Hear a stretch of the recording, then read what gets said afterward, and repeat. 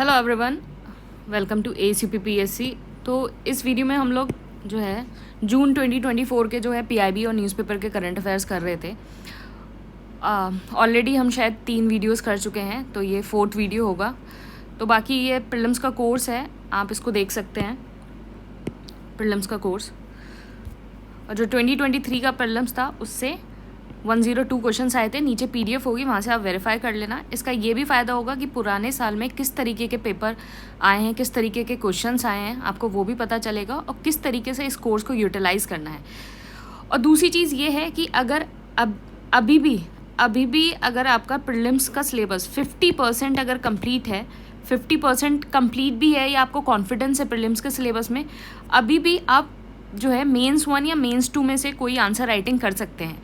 मैं syllabus complete करने की बात नहीं कर रही हूँ, मैं सिर्फ आंसर राइटिंग की बात कर रही हूँ। अगस्त का जो महीना है आप उसको यूटिलाइज़ कर सकते हैं कि या तो आप अपना मेंस 1 कंप्लीट कर लो या फिर अपना मेंस 2 कंप्लीट कर लो। मतलब 50% मेंस के सिलेबस की आंसर राइटिंग आप अभी भी कर सकते हैं in the month of the August. फिर उसके बाद अगस्त के बाद नहीं, अगस्त के बाद जो है आप प्योरली जो है प्रीलिम्स पे ध्यान देंगे। ये उन लोगों के लिए है जिनका 50% जो है अगर प्रीलिम्स प्रिपेयर है वो अगस्त में आंसर राइटिंग पे ध्यान दे सकते हैं। ये आपके आफ्टर प्रीलिम्स आपको बहुत ज़्यादा हेल्प करेगा। तो ये सारी डिटेल्स हैं। बाकी अगर आपको टॉपर्स की कॉपी देखनी है तो हमने ऑलरेडी अपना ये कर चुके थे। हम जो है 3-4 वीडियो अपनी जून की ख़त्म कर चुके हैं। तो अब हमें करना है HCFCs तक हमने फिनिश कर लिया था, हाइड्रोक्लोरोफ्लोरोकार्बन से तक फिनिश कर लिया था और उसके बाद शुरू करेंगे। तो यहाँ तक हमने फिनिश कर लिया था लास्ट वाले वीडियो में, हम उसके बाद से शुरू करेंगे।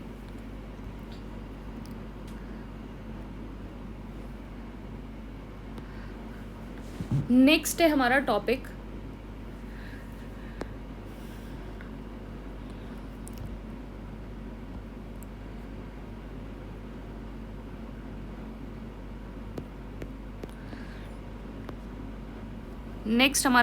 है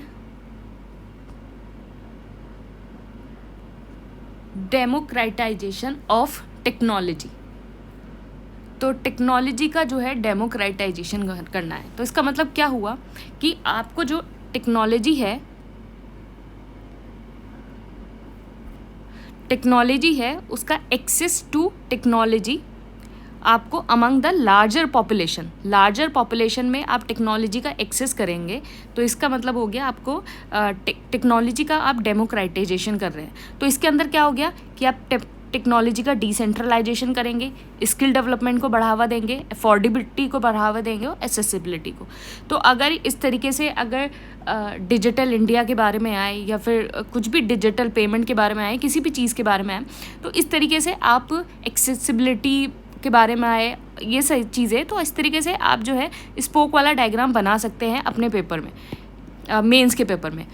तो इसका सिग्निफिकेंस क्या होगा, तो हम इसमें प्रीलिम्स और मेंस के दोनों के टॉपिक हम डिस्कस करते हैं। अगर कोई पहली बार वीडियो देख रहा है तो हम उसमें बता दें कि हम दोनों तरह के, क्योंकि हम PIB और न्यूज़पेपर का दोनों ले रहे हैं, जो आपका प्रीलिम्स और मेंस पॉइंट ऑफ व्यू दोनों के लिए इंपॉर्टेंट है। तो सिग्निफिकेंस क्या है, इकोनॉमिक सिग्निफिकेंस क्या है कि ये इंडिविजुअल को अनेबल करेगा और बिजनेस को करेगा कि वो टेक्नोलॉजी प्लेटफॉर्म को अडॉप्ट करें। सोशल क्या है कि जितना भी आपका डिजिटल डिवाइड है उसको ब्रिज करेगा। कल्चर क्या है, कल्चरल सिग्निफिकेंस क्या है, जितने भी आपके सोशल मीडिया प्लेटफॉर्म है, एक्स जो पहले ट्विटर था, इंस्टाग्राम हो गया, ये डाइवर्स कम्युनिटी को वॉइस देगा। तो अगर सारी टेक्नोलॉजी और ये सारा सोशल मीडिया सबके पास चला जाएगा, एक्सेस हो जाएगा, तो फिर डाइवर्स कम्युनिटी को ये वॉइस देगा। फिर गवर्नेंस में क्या हुआ, greater citizen engagement and public discourse. तो इस तरीके से आप अपने आंसर को लिख सकते हैं कि सिग्निफिकेंस लिखा आपने, इकोनॉमिक, सोशल, कल्चरल और गवर्नेंस।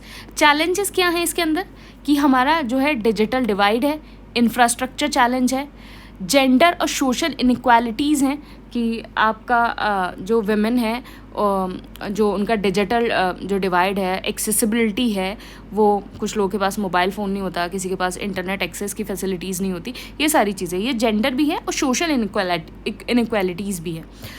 फिर उसके बाद साइबर सिक्योरिटी और प्राइवेसी कंसर्न्स भी है, ये चैलेंजेस हैं। स्टेप्स क्या है कि digital public infrastructure, India stack, common service centre, governance to consumer, फिर नमो ड्रोन दीदी इनिशिएटिव। ये क्या करेगा कि जो विमेन सेल्फ हेल्प ग्रुप है वो जो है हेल्प करेगा टू परचेज द ड्रोन्स। फिर इंडिया एआई मिशन, तो ये करेगा कि एआई जो है artificial intelligence across the all strata, सारे स्ट्रेटा में इसको बेनिफिट को पहुँचाएगा। नेक्स्ट है क्वाड। तो क्वाड क्या है? Coordinator security dialogue. तो this is a coordinator security dialogue. ये जो है ये एक स्ट्रैटेजिक डिप्लोमेटिक पार्टनरशिप है किस के बीच में? ऑस्ट्रेलिया, इंडिया, जापान और यूएसए। आपको ध्यान रखना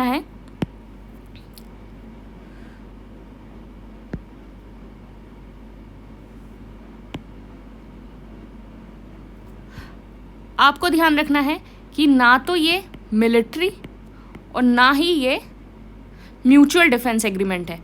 अगर ये आ जाए पेपर में कि this is a military agreement और म्यूचुअल डिफेंस एग्रीमेंट, तो ये कुछ नहीं है। ये सिर्फ एक स्ट्रैटेजिक डिप्लोमेटिक पार्टनरशिप है 4 कंट्री के बीच में, यूएसए, इंडिया, जापान, ऑस्ट्रेलिया, तो इनके बीच में। क्वाड जो है बेसिकली कितना population? 24 population of the world population, 35 of the world GDP और 18% ऑफ द ग्लोबल ट्रेड जो है इसके अंदर आता है। ई फ्लो मॉनिटरिंग सिस्टम, ये जो है मिनिस्ट्री ऑफ जल शक्ति ने लॉन्च किया है, डेवलप किया है एनएमसीजी ने। ये अलाउ करेगा real time analysis of the water quality, कहाँ? गंगा, यमुना और इसकी ट्रिब्यूटरी में। एक्सरसाइज तरंग शक्ति, ये इंडिया होस्ट करेगा एयर एक्सरसाइज, और ये वर्ल्ड की बहुत बड़ी एयर एक्सरसाइज होने वाली है। इंडिया ने जो अप्रॉक्स 50 कंट्री को इनवाइट करा है और होप है कि 30 कंट्रीज़ जो हैं इसमें पार्टिसिपेट करेंगे।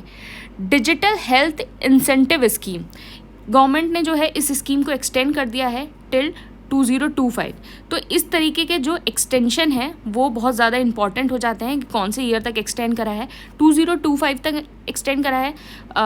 लॉन्च जो है एनएचए ने करा था, और ये कब लॉन्च हुआ था? लॉन्च कब हुआ था, एक्सटेंड कब हुआ था, दोनों चीज़ें याद रखनी है। 2023 में हुआ था, 2023 में, as a part of Ayushman Bharat digital mission. तो इसके अंदर Ayushman Bharat digital health account खुले थे और आभा आईडी खुली थी।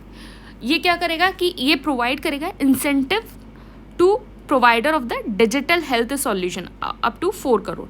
तो आपका जो डिजिटल हेल्थ सॉल्यूशन आपको प्रोवाइड कर रहे हैं उनको इंसेंटिव प्रोवाइड करेगा up to 4 crore. River Alaknanda, तो पिछली बार ये क्वेश्चन आया था, आई थिंक ये भागीरथी वाला आया था, देवप्रयाग वाला, 2023 में 22 में ये क्वेश्चन आया था, आई थिंक लास्ट ईयर ही आया था। तो रिवर अलकनंदन को पढ़ लेते हैं। सोर्स क्या है इसका? अलकापुरी ग्लेशियर में, combination of Bhagirathi, Khadak glacier and Satopanth glacier. जो बद्रीनाथ है वो अलकनंदा के सिचुएटेड है along the right bank of Alaknanda. Alaknanda जब धौली गंगा से मिलती है तो उसको बोलते हैं विष्णु प्रयाग। तो हमारे जो है 5 प्रयाग्स हैं, इनको याद कर लीजिए। विष्णु प्रयाग, नंदाकिनी से मिलती है तो नंद प्रयाग, पिंडर से मिलती है तो कर्ण प्रयाग, मंदाकिनी से मिलती है तो रुद्रप्रयाग, और भागीरथी से मिलती है तो देवप्रयाग। और इसी को जब ये मिलती है तो यहाँ से गंगा इमर्ज होती है। डिजिटल एग्री मिशन, तो ये कब तक है? 2025-26। ये एनकरेज करेगा और एक्सलरेट करेगा use of the digital technology such as AI, blockchain, remote sensing, robot in the agriculture. तो very important digital agri mission agriculture में। और मेंस में तो हमेशा हर बार ये क्वेश्चन आ जाता है, technology, E technology in agriculture. तो डिजिटल एग्री मिशन जो है 2025-26, ये सारी AI technology, blockchain in the agriculture. ये क्या करेगा? ये करेगा creation of the nation wide farmer registry, एक रजिस्ट्री को क्रिएट करेगा, यूनिक ID देगा फार्मर को, एक क्रॉप्स ऑन रजिस्ट्री को करेगा, एंड जियो जो fencing of the village map को करेगा। तो इसके अंदर क्या है कि आपका यूनिक रजिस्ट्री, फिर आपको India digital ecosystem of the agriculture, यहाँ इनोवेटिव एग्री फोकस सॉल्यूशन होगा डिजिटल टेक्नोलॉजी से, यूनिफाइड फार्मर सर्विस इंटरफेस होगा, revamping Mahalanobis national crop forecast centre जो एनहेंसिंग करेगा क्रॉप फोरकास्टिंग यूजिंग टेक्नोलॉजी। ये सारी, ये अभी एक पायलट प्रोजेक्ट है जो 6 डिस्ट्रिक्ट के अंदर हुआ है। इम्पॉर्टेंट है कि इसमें एक उत्तर प्रदेश की भी डिस्ट्रिक्ट है फरुखाबाद, उत्तर प्रदेश की, बीड महाराष्ट्र, गांधीनगर गुजरात, फतेहगढ़ साहिब पंजाब और विरुद्धनगर तमिलनाडु। तो 6 के अंदर ये एज अ पायलट प्रोजेक्ट हुआ है, तो इंपॉर्टेंट है, उत्तर प्रदेश की भी है। Ayushman Bharat digital health account आभा आईडी, जो आभा आईडी आपका आयुष्मान भारत डिजिटल मिशन के अंदर है। इसमें क्या होगा, 14 डिजिट आइडेंटिफिकेशन जो है आइडेंटिटी मिलेगी लोगों को।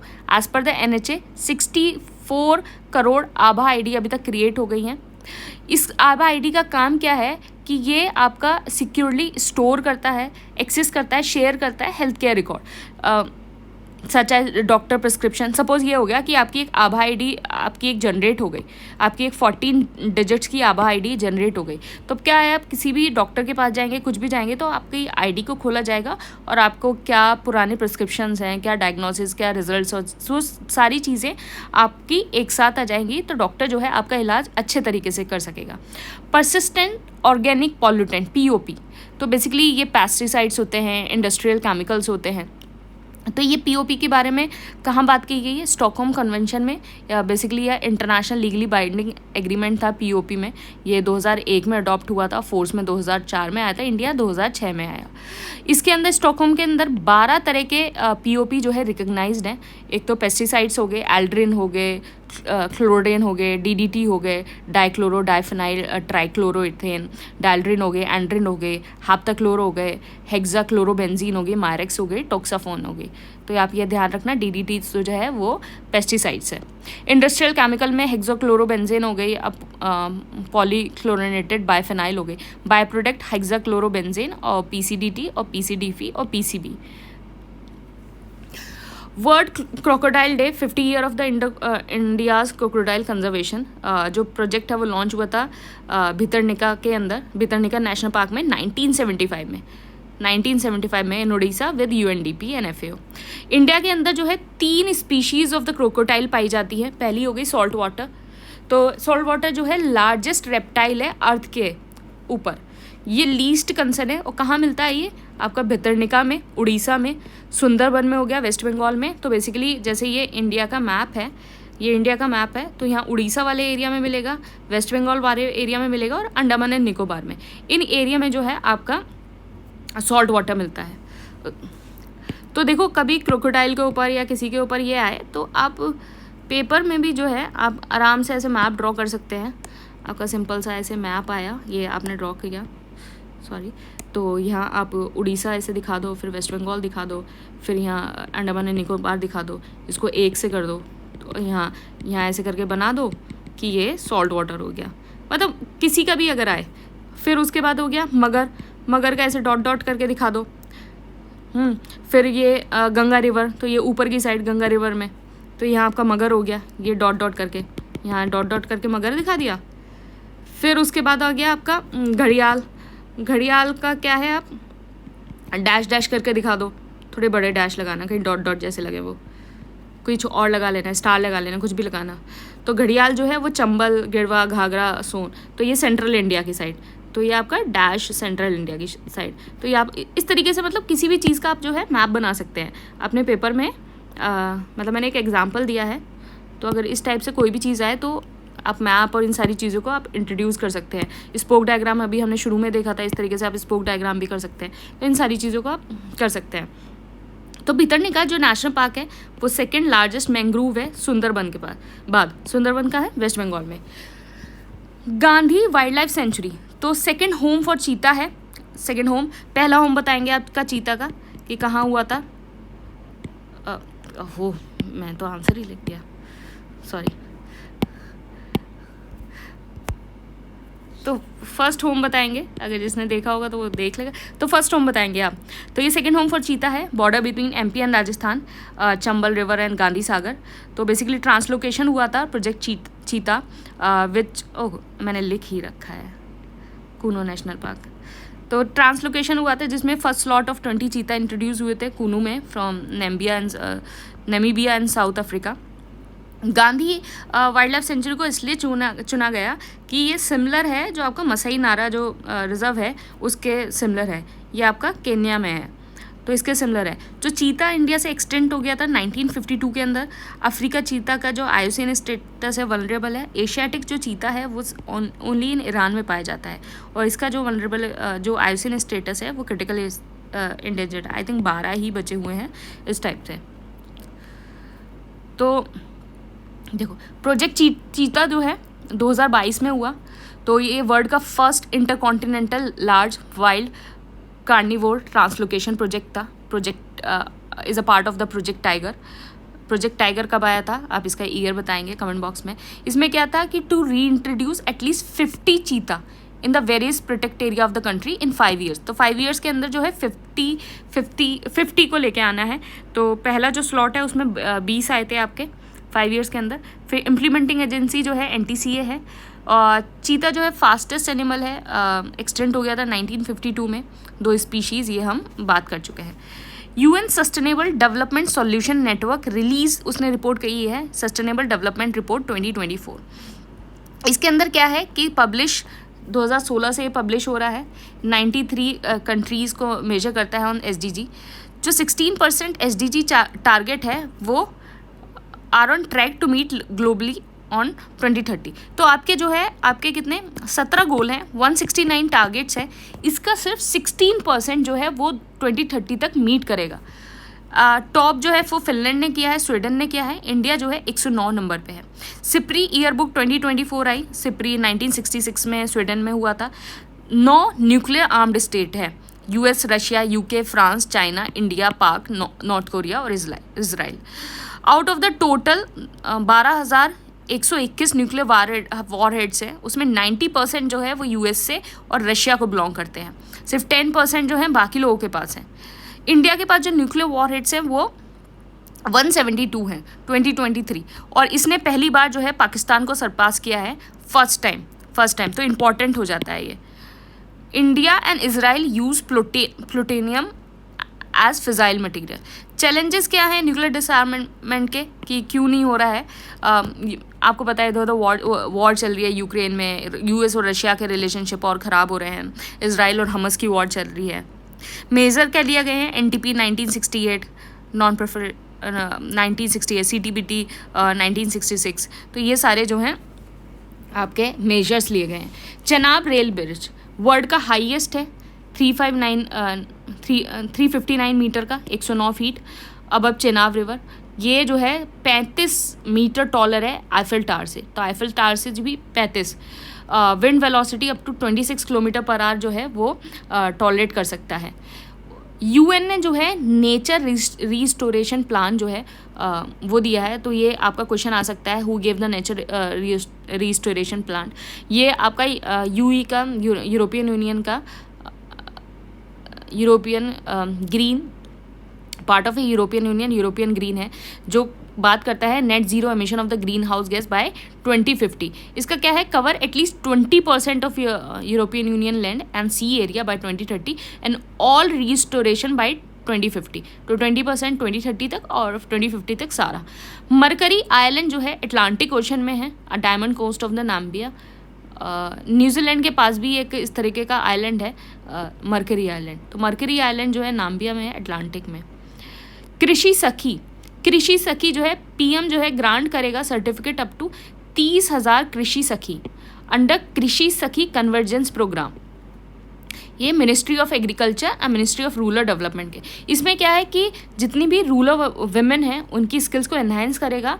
जिस तरीके से आपने देखा होगा कि लखपति दीदी वाली जो स्कीम थी आपका 1 लाख जो देना था, उसके ऑब्जेक्टिव के साथ ये अलाइन होगा। जो विमेन वर्कफोर्स है एग्रीकल्चर में, तो बहुत ज़्यादा इंपॉर्टेंट हो जाता है इस बार। फेमिनाइजेशन ऑफ एग्रीकल्चर जो टॉपिक है उसको वो इम्पॉर्टेंट हो जाता है। तो विमेन वर्कफोर्स जो है एग्रीकल्चर में है वो एम्प्लॉय करता है 80% ऑफ द रूरल वुमेन, ये नीति आयोग ने बोला है।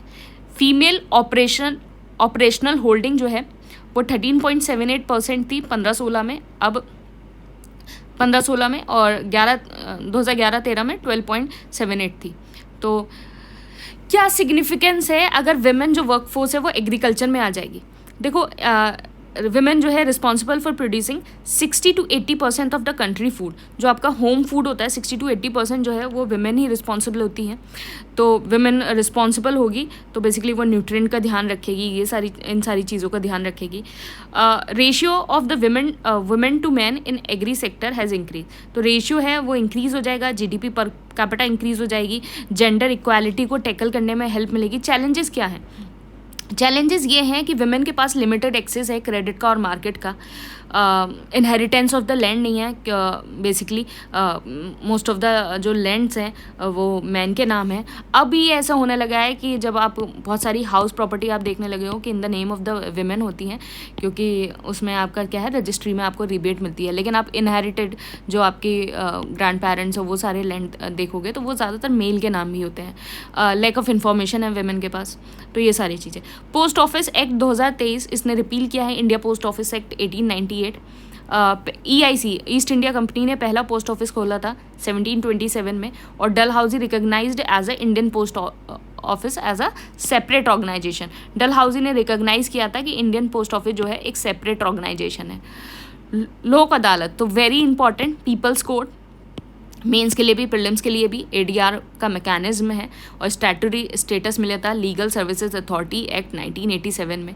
2002 में इस्टेब्लिश हुआ permanent Lok Adalat and guided by the principle of the natural justice and not bound by the code of the civil procedure and the Indian evidence act. इसके पास सेम पावर होती है एज अ सिविल कोर्ट अंदर CPC 1908, और जो decision जो लोक अदालत बनाता है वो फाइनल होते हैं और बाइंडिंग होते हैं, और उसके बाद कोई अपील नहीं हो सकती। तो decision are final and binding. तो इसके लोक अदालत के लिए आपको 2-3 चीज़ें याद रखनी है। 2002 में हुआ, पहली स्टैट्यूटरी स्टेटस है, प्रिंसिपल ऑफ नेचुरल जस्टिस से गाइडेड होती है। फिर एक आप मुझे बताएंगे ट्राइब्यूनल और है जो प्रिंसिपल ऑफ नेचुरल जस्टिस से गाइड होता है, तो मुझे कमेंट बॉक्स में बताना वो कौन सा है। इसके बाद सिविल कोर्ट की जैसी पावर है, फाइनल और बाइंडिंग है। टाइप ऑफ केसेस किस तरीके के लेता है? मैट्रिमोनियल केसेस लेता है, प्रॉपर्टी डिस्प्यूट्स हो गया, मोटर एक्सीडेंट हो गया, लैंड एक्विजिशन हो गया। These are the type of cases. तो देखो आपको लग रहा होगा ना कि एक तरीके का मेंस का आंसर है ये, कि आपको उसी तरीके से आपको लिखा गया है कि आपको पिक्चराइजेशन हो जाए आपके दिमाग में किस तरीके से मेंस को लिखना है, कि आपका जैसे लोक अदालत आ जाए तो ये देखो इंट्रो, आपको ये शुरू का इंट्रो लग रहा होगा, फिर यहाँ आप कि क्या ऑब्जेक्टिव्स हैं इसके, ये सारी चीज़ें लिख सकते हैं कि टाइप्स ऑफ केसेस किस तरीके के लेता है। इस तरीके से ये आपका इंट्रो में जा सकता है, ये आपका बॉडी में आ गया। तो ये अब सारी चीज़ें जो है अपने आंसर में लिख सकते हैं। फर्स्ट लोक अदालत जो है 1982 में जूनागढ़ गुजरात में बनी थी। सिग्निफिकेंस क्या है कि लोक अदालत का quick settlement of the conflicts कर लेता है, इकोनॉमिकल इन नेचर होता है, जो जुडिशरी बर्डन है of the pending of the cases उसमें भी हेल्प करता है। तो ये पॉइंट आप उसमें भी लिख सकते हैं कि ओवर बर्डन और जुडिशरी आता है तो with the help of the Lok Adalat measures में लिख सकते हैं, तो we can reduce the burden on the judiciary. Speaker protem of Lok Sabha, तो 18 लोकसभा आया, उसका जो प्रोटम जो स्पीकर है will be chosen to swear in the new MPs। तो जितने भी न्यू MPs होते हैं तो उनकी जो ओथ लेता है वो स्पीकर प्रोटम लेता है। एंड आर्टिकल 99 के अंदर जो है ओथ है MPs की, जो आप as set out in the 3rd schedule. तो स्पीकर प्रोटम जो होता है, स्पीकर प्रोटम की जो ओथ है वो बेसिकली प्रेसिडेंट एडमिनिस्टर कराते हैं। तो क्या हुआ, MPs की जो न्यूली MPs हैं उनकी कौन कराता है? Speaker pro tem. और स्पीकर प्रोटम की कौन कराता है? प्रेसिडेंट। जो सीनियर मोस्ट मेंबर है, जो जितनी भी आपकी लोकसभा होगी उसमें सीनियर मोस्ट मेंबर है in the term of the year of the membership of the house. Membership of the house जो है उसमें बेसिकली आपके स्पीकर प्रोटम बनते हैं। कंटेनर पोर्ट परफॉर्मेंस इंडेक्स, तो जो 9 ऑफ इंडियन पोर्ट्स हैं have among the top 100 container port performance index में। ये वर्ल्ड बैंक और S&P ग्लोबल मार्केट ने करा है। टॉप नंबर पे कौन है? यांगशान पोर्ट जो है चाइना का। HAL प्रोक्योर किया है 156 light combat helicopter, first indigenous multi role combat helicopter design and manufacture by HAL, firing air to ground and air to air missile. Sickle cell disease, तो sickle cell disease world sickle cell day जो है 19 जून को होता है। Theme क्या है? Hope through process advancing case globally. National sickle cell elimination mission जो है वो कब है? Eliminate SDG by 2047। तो बेसिकली इसमें सिकल का क्या मतलब है, सिकल क्या बोलते हैं इसको हिंदी में, दराती, जिससे वो आप घास वास काटते हैं, ऐसे करके कुछ होती है ना। हाँ, थोड़ी ज़्यादा ही मैंने खतरनाक बना दी। तो ये है, तो इसमें क्या होता है कि जो आपके आरबीसी हो जाते हैं, आरबीसी है वो सिकल की तरह हो जाते हैं इसमें। तो बेसिकली आपको सिकल सेल डिसीज़ होती है। तो इसका आपने थीम देख लिया, वो hope through progress advancing care globally. Angel tax, CI ने बोला है कि एंजल टैक्स को रिमूव कर दिया जाए। 2012 में इंट्रोड्यूस हुआ था आईटी एक्ट 1961 में। ये लेविड होता है तो the capital raised by a issue of the share by unlisted company if the share price of the issue price is seen in the excess of the fair market. तो जो capital raised होता है by issue of the price, उस पर आपका angel tax लगता है। PM किसान निधि 2018 में लॉन्च हुआ।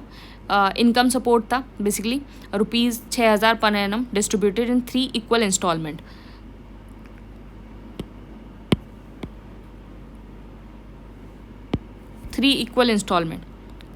तो 2,000 इंटू 3, 6,000 आफ्टर एवरी 4 मंथ्स। तो ministry of agriculture and farmer welfare ने करा।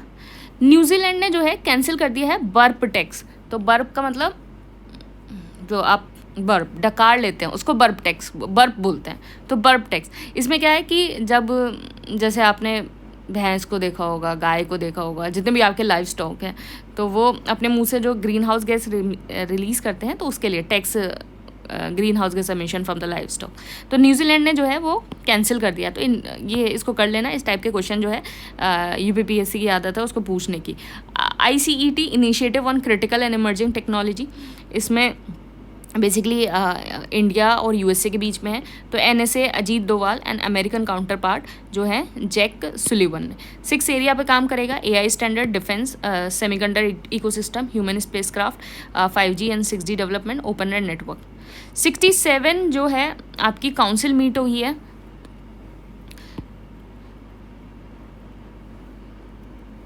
67 काउंसिल मीट हुई है ऑफ द ग्लोबल इन्वायरमेंट जो है फंड की इन वाशिंगटन डीसी। ये काम करेगा work on the Sahel region और येमन रीजन और great green wall in Africa. GEF जो है 1992 रियो अर्थ समिट हुई थी, तब ये इस्टेब्लिश हुआ था। It is a unique platform, unique partnership of 18 agency. और ये किस किस का फाइनेंशियल मैकेनिज्म है, तो पाँच चीज़ों का है।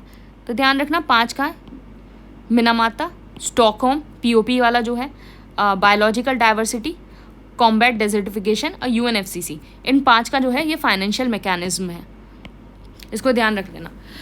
ग्लोबल बायोडाइवर्सिटी फ्रेमवर्क फंड, ये एक और फंड है, लॉन्च हुआ अगस्त 2023 में। 7th GEF वैंकूवर में हुई थी। ये हेल्प करेगा countries to achieve the goal of the Kunming Montreal global biodiversity, receive fund from the Canada, Germany, Japan, Luxembourg, Spain and UK। Urban cooperative bank, तो urban cooperative bank में क्या है कि बैंकिंग जो एक्टिविटीज़ जो regulate करता है by RBI under the bank regulation act 1949। इसमें क्या है कि अचीव है कि PSL target 75% by March 2026। Nalanda university basically net zero green campus बनेगा। आज 2nd EAS हुई है इन फिलिपीन, जिसमें establish Nalanda university. Nalanda university जो है फाउंड की गई थी by Kumar Gupta first in 5th century. Architecture इसका मोनेस्टिक है, महाविहारा है ये। फॉरेन विजिटर इसके अंदर क्या आए हैं, हुआन शियांग आए हैं, आई क्विंग आए हैं, जिन्होंने विजिट किया है नालंदा को। एंड हुआन शियांग जो है स्टडी करा है योग शस्त्रा एट नालंदा अंडर चांसलर शिलाभद्रा। तो दिस इज़ इम्पॉर्टेंट, ये अगर आपका चांसलर पूछ लिया जाए तो एंशियन हिस्ट्री में ऐसे कभी कभी ऐसे ही क्वेश्चन आते हैं कि आधे क्वेश्चन का जो है सरपैंड नहीं होता। तो एंशियंट और मिडिवल के पीछे ज़्यादा भागने की ज़रूरत नहीं है। एंशियंट और मिडिवल को अगर आपको करना है,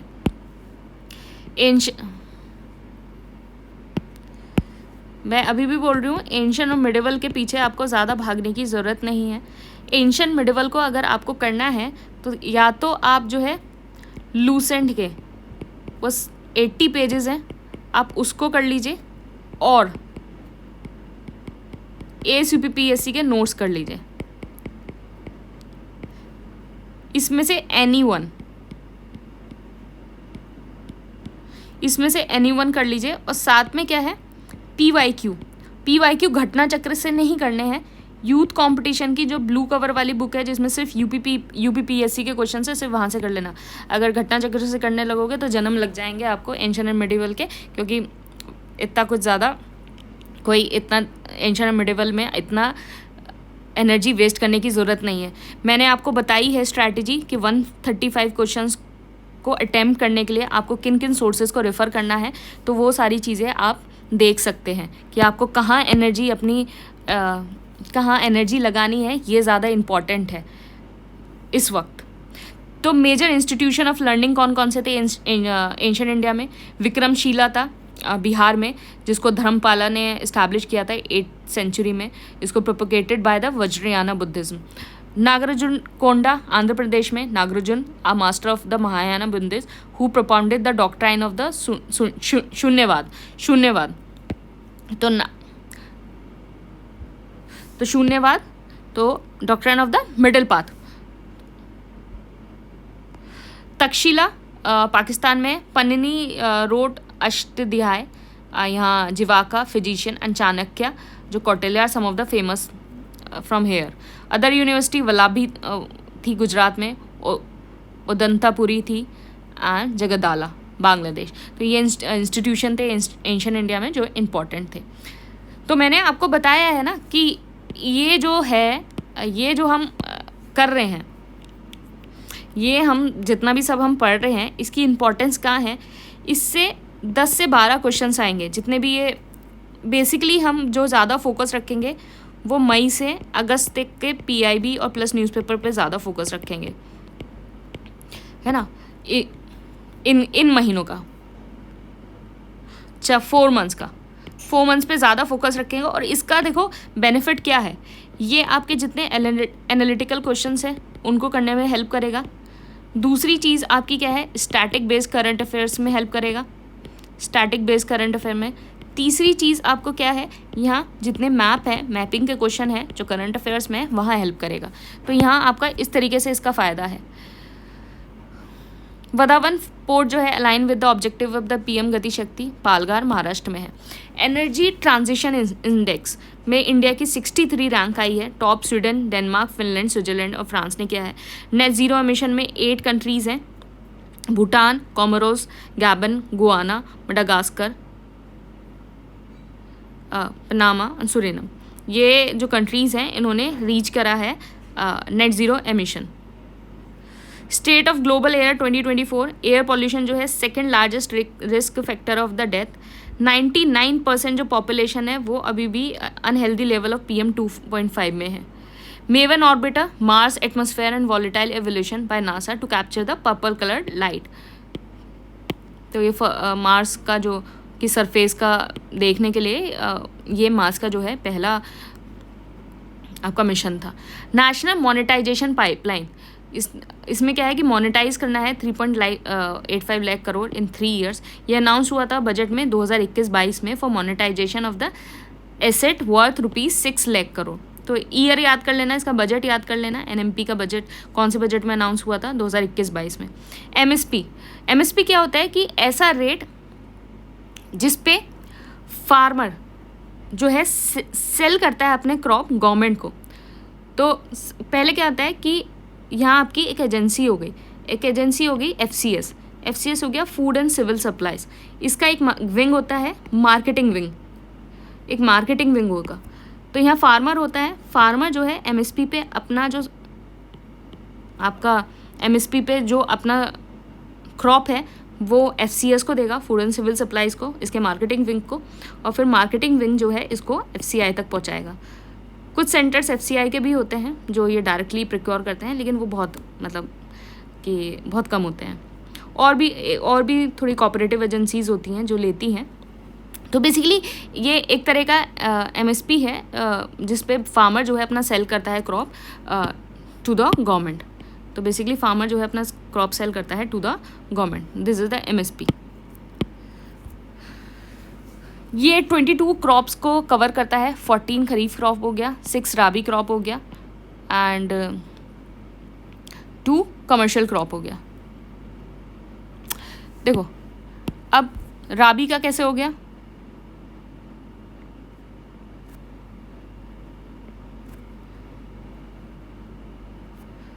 तो राबी का आप मेन ये याद रख लेना, BMW ये राबी का है। तो आपका हो गया barley, wheat, barley, mustard and wheat. तो ये 3 याद कर लेना। बाकी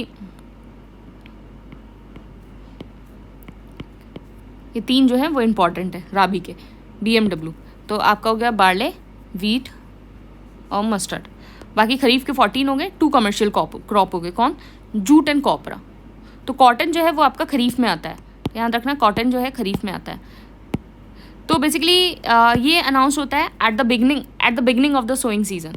तो जब आपके जैसे अभी क्या है, अभी आपका पैडी सोन हो चुका होगा आपका, तो जुलाई में जैसे सोन हो चुका होगा जुलाई में, तो उससे पहले तो गवर्नमेंट ने जो है जून में 19 जून के अराउंड जो है, जून में जो है MSP अपना अनाउंस किया। सोइंग से पहले अपना अनाउंस करते हैं तो MSP। तो बेसिकली CACP जो है वो रिकमेंड करता है MSP, और CCA cabinet committee on economic affair जो हेड करता है PM, वो फाइनल डिसीजन लेता है। तो FCI जो है basically nodal central procuring agency है for the wheat and paddy. अब इसके अंदर जो है जो हमने बोला ना खरीफ सीज़न का अनाउंस हुआ है जून के अंदर, तो 14 क्रॉप्स हैं इसके अंदर। पैडी हो गया, ज्वार हो गया, बाजरा हो गया, रागी हो गया, मेज़ हो गया। पल्सेस में आपका तुर की दाल हो गई, अरहर की दाल जो होती है, मूंग दाल हो गई, उड़द दाल हो गई। फिर ऑयल सीड्स में हो गया आपका ग्राउंडनट, मूंगफली, सनफ्लावर हो गए, सोयाबीन हो गया, सेसमम हो गया, नाइगर सीड हो गया। कमर्शियल में आपका कॉटन हो गया। तो इसमें देखो पैडी जो कॉमन पैडी है उसकी 2300 है MSP, और ग्रेड A की 2320 है। और कितने का इंक्रीज़ हुआ है? 117 का इंक्रीज़ हुआ है, 117 का दोनों में। तो इस तरीके से आप सारे देख सकते हैं। इसमें इम्पॉर्टेंट क्या है, इसमें इम्पॉर्टेंट तो ये मतलब ये भी है कि पैडी का आपको पूछा जा सकता है, लेकिन PIB में जो एक लाइन लिखी हुई है उसको देख लेते हैं, क्योंकि कभी कभी क्या होता है ना पेपर में ना सीधे कि PIB में ये लाइन लिखी हुई है तो यही पेपर में पूछ लेते हैं। PIB में लिखा हुआ है कि सबसे ज़्यादा MSP किसका इंक्रीज़ हुआ, सबसे ज़्यादा MSP किसका इंक्रीज़ हुआ, इसका नाइजर सीड्स का हुआ, सेकेंड नंबर पे सेसमम का हुआ, और थर्ड नंबर पे आपका अरहर का हुआ। तो आप NSA नेशनल सिक्योरिटी एक्ट याद कर लेना, नाइजर, सेसमम और अरहर, इन 3 का आपका जो है इंक्रीज़ का है, ये इंक्रीज़ का। लेकिन सबसे ज़्यादा MSP है किसका? सेसमम का है, सबसे ज़्यादा MSP सेसमम का है। फिर दूसरे नंबर पे किसका है? दूसरे नंबर पे इसका ही है, नाइजर का है। तो ये उल्टा कर लेना। तो ये इंक्रीज़ जो है NSA का हुआ है, और सबसे ज़्यादा है सेसमम का MSP। रेवेन्यू शेयरिंग मॉडल, अभी कोल ऑफ इंडिया ने क्या किया है कि जो 23 जो कंपनीज़ हैं, 23 जो माइनिंग एरिया हैं वो प्राइवेट कंपनीज़ को दे दिए हैं। इसका मिनिमम रेवेन्यू 4% है for 25 years. Revenue sharing model जो है एक मेथड ऑफ PPP प्रोजेक्ट है। इसमें जो प्राइवेट एंटिटी हैं वो अपना रेवेन्यू शेयर करती हैं, जो भी रेवेन्यू आया गवर्नमेंट के साथ। और contrary to the production sharing contract, इसमें क्या हुआ है जो प्राइवेट एंटिटी हैं वो अपना प्रॉफिट शेयर करती हैं। तो पहले जो है हम लोग जो है PSC करते थे कि प्रॉफिट शेयर करते थे, लेकिन अब जो है RSM होता है, revenue sharing. National forensic infrastructure enhancement scheme NFIES। तो अब नया जो क्रिमिनल लॉ आया है, फोर्स में आया है 1 जुलाई 2024 तक, उसने मैंडेट कर दिया है कि हर चीज़ की फॉरेंसिक इन्वेस्टिगेशन होगी। वो सारे ऑफेंस जिसका पनिशमेंट 7 साल से ऊपर है, उन सब की फॉरेंसिक इन्वेस्टिगेशन होगी। तो हमें क्या है, अपना जो फॉरेंसिक इंफ्रास्ट्रक्चर है उसको इन्हांस करना होगा, उसको और ज़्यादा डेवलप करना होगा।